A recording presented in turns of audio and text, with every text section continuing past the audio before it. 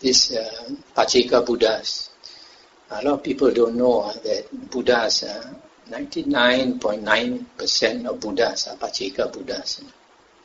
99.9% of Buddhas refuse to teach.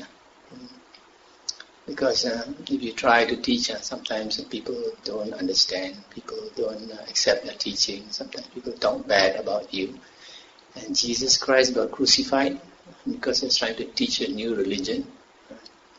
Because his standard was higher than the previous teachings.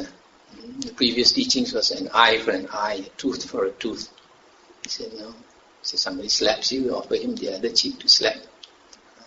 So it was a sort of a revolution he was trying to create, but people could not accept him and crucified him on the cross. That's why 99.9% of Buddhas refuse to teach. But are they selfish? Are they not compassionate? Even though they don't teach, they are still compassionate.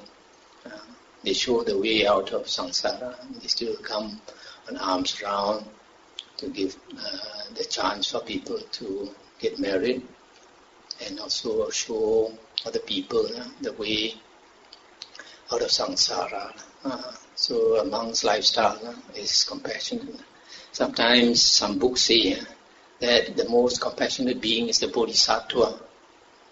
Cannot be, because the bodhisattva still has a self.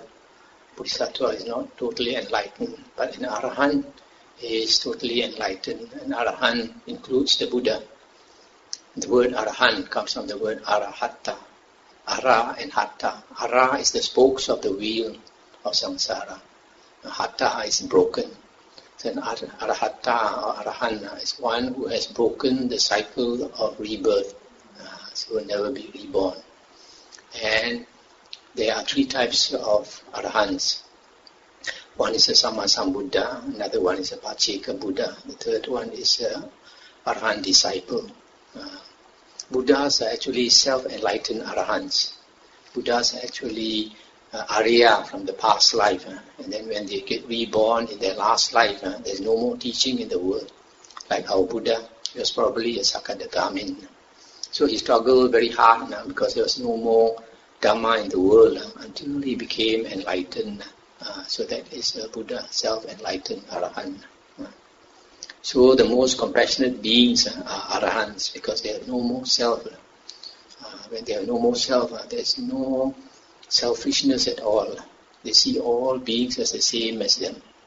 How can they not be compassionate?